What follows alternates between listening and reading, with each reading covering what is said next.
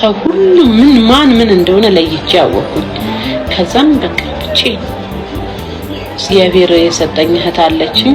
ከረፈደ የተገናኘ ነው እግዚአብሔር የሰጠኝ እህት። በቃ ከዛ ከዜሮ መጀመር ፈለኩ። ይሄንን ሰፈር የመረጥኩት በጣም ብዙ ሰው ይሄን የመሰለ ኳሊቲ ልብስ ይዘሽ ኳሊቲ እቃ ይዘሽ ለምን ይሄን ሰፈር መረጥሽዋል? ከመናኸሪያ ጀርባ ማለት ለምን ዋናው አስፋልት ላይ ሳይጀመር ያለ ይሄ የመናኸሪያ ጀርባ አፍ ቢኖረው የኔን ታሪክ ያወራ ነበር። ክርስቶስን እዚህ ሰፈር ላይ ዝናብ እየዘነበ በረንዳ ስር ሸራ ለብሰን እንተኛ ነበር። አሁን እዛ ቦታ የነበር አንድም ሰው የለም። እግዚአብሔር ክብሩ ይስፋ። ሌሎች ልጆች ናቸው አሁን ያሉት ተረኞች ማለት ነው። እነሱንም እግዚአብሔር እስኪያስባቸውና ይህን ሰፈር የፈለኩት በቃ ለካ እግዚአብሔር ከዚህ ጋር ያነሳና እዚህ ጋር ያደርጋል። ለካ እግዚአብሔርን ፈጣሪን ያመነ ለካ አይወድቅም። በቃ የእውነት ትምህርት እኔ የእግዚአብሔርን ተአምር በኔ እንዲያዩ እኔ አወራቸዋለሁ ሳገኛቸው። እኔ እዚህ ጋር ነበር እዚች ጋር ያያችሁ እላቸዋለሁና እግዚአብሔር ይችላል። የምር ስማምቦ እና ለዛ ነው ይሄንን ሎኬሽን የመረጥኩት። እዚህ ሰፈር በቃ ብዙ ታሪክ አለው፣ ግን አንዳንዴ ያሳለፋቸውን ነገር እንትን ማውራት አይችልም። መንገዶቹ ቦታዎቹ አያወሩም። አፍ ቢኖራቸው ላሉ ውሽዬ ዛሬ እዚህ ጋር ነሽ እንዴ ለካ ይሉኝ ነበር ያለ ክርስቶስ። እና አብሬያቸው የነበርኳቸው አላገኘዋቸውም። 1-3 ልጆች ብቻ ናቸው፣ እነሱም ውጪ ናቸው። እዚህ ያለ ሰው የለም። ግን ይገርማል። በጣም ይገርማል። አብረን ከኖርንና ከእንትን ካለን አንዱ ብቻ ባጃጅ ሾፌር ሆኗል፣ አንዱ ልብስ ሰፊ ሆኗል። እነሱን ያገኘኋቸው፣ ሌሎቹን አላገኘ። አንዷ ግን ውጪ ነው ያለችው አሜሪካ። በቲክታክ የተነሳ ተገናኘን። ሌሎቹን አላገኘኋቸውም። ብዙ ነበር 10 ምናምን ነበር። ይሄ ሳስታውስ ያረቀስኩትና ለዛ ነው የሰፈር የመረጥኩት። ሳይው ደስ ይለኛል። መነሻዬ ነው የእግዚአብሔር ተአምርን በእኔ ላይ የሰራውን ያየሁበት ሰፈር ነው። ለዛ ነው ሰላም የመረጥኳት። እወዳታለሁ። ውጪ አድሬ ምንም ብዬ ግን በጣም ወዳት ሀገር ናት። በጣም ወዳት ጥሩ ሰው ያለባት ሀገር ናት። በጣም ጥሩ ሰው። በጣም ብዙ ሰው ወድቄ አንስተውኛል። ደግሜ ወድቃለሁ፣ ያነሱኛል። ደግሜ ወድቃለሁ፣ ያነሱኝም አንዳንዴ ራሳቸው ገፍትሮ ይጥሉኛል ልክ ስነሳ። ግን እኔ በህይወቴ ላይ የተማርኩት ነገር አንድ ነገር ነው። እሱም እግዚአብሔር እውነት ፈጣሪ በቃ እኔ እላይ ያለው አምላክ እውነት የተለየ ነው። በቃ ይለያል።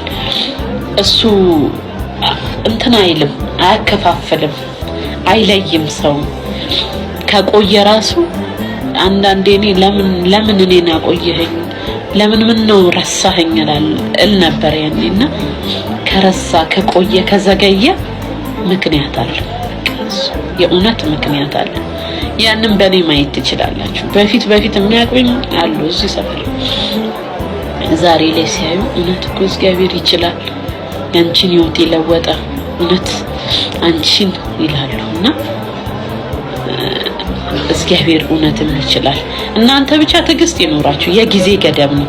ያቺን ጊዜ ከታገሳችሁና ጠንካራ ከሆናችሁ ያንን ጥንካሬ ራሱ እኮ በራሳችሁ አታመጡትም። እግዚአብሔር ነው የሚሰጠው ጥንካሬንና በፈጣሪ ላይ ራሱ ላይ ጥልጥል ካላችሁበት ሰው ላይ ሳይሆን ሰው ለምን ያነሳል ይጥላል።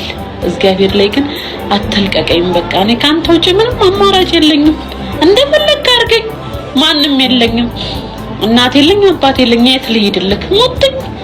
እሱ አይለቅም፣ እውነት አይለቅም። እና እግዚአብሔር ክብሩን ይውሰድ፣ እውነት ክብሩን ይውሰድ። እና ያኔ ያላገኘኋት እህቴ ነው ተፈላልገን ተገናኘን ለስንት ዓመታችን። በቃ ህይወት በራሱ ጊዜ በስመ አብ ወልድ ታሪክ ነው። በቃ እኔ አንዳንዴ እንደዚህ ብችልና የህይወቴን ታሪክ መጻፍ ባረገው ቢያንስ እኔ ቦታ ላይ ያለ አሁን ሰው የእውነት ይማርበታል እላለሁ። እኔ ያለፍኩት እያንዳንዷን ቦታውን ባየው ሰዓት ቆማለሁ። እዚህ ቦታ እኮ እቺ ቦይ እኮ እኔ ቁጭ ብዬ እንዲሆንኩባት ቦታ ናት። እቺ ቦይ እኮ እኔ ተደበቅኩባት ናት እላለሁና ክብሩን ይውሰድ። ሰላም ነው ወንድሜ አለ። ክብሩን ይውሰድ እግዚአብሔር ይመስገን። አረ ይመስገን። እኔ አንዳንዴ ጮኬ አረ ፈጣሪ ክበር ብል ክርስቶስ እሱ ምን ይሳነዋል። እና ልላችሁ የፈለኩት ወሬ አላረዝምባችሁ ማሮች፣ ሶፍትም የለኝም ብቻ ዛሬያችሁን አይታችሁ ነገን አትፍሩ። ነገ የራሱ እግዚአብሔር ኃይልም ብርታትም ጉልበትም ይሆናችኋል። ዛሬ አይታችሁ ለነገ ተስፋ አትቁረጡ። እግዚአብሔር ያደርጋል። እግዚአብሔር ቀንና ቀጠሮ ነው የሚለው በራሱ ሰዓት አለው። በቃ እናንተ ምን ማድረግ ነው ያለባችሁ? ባላችሁበት ሰዓት ላይ እግዚአብሔርን አለመርሳት፣ በነገሮች ላይ አለማለት፣ ተስፋ አለመቁረጥ።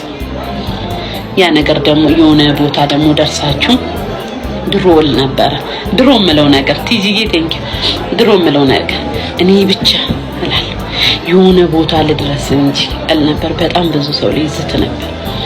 ውጪ ያሳደረችኝ ሴት አየሽ ዛሬ እኔ እዚህ ጋር ነኝ፣ አንቺ እንዲያድርገሽኝ አየክ ዛሬ ደብድበኝ፣ እኔ ዛሬ እዚህ ጋር ነኝ፣ ትናንት እንደዛ አድርገኝ እላለሁ ብዬ ውስጤ በቃ ፕሮግራም ይዝ ነበር።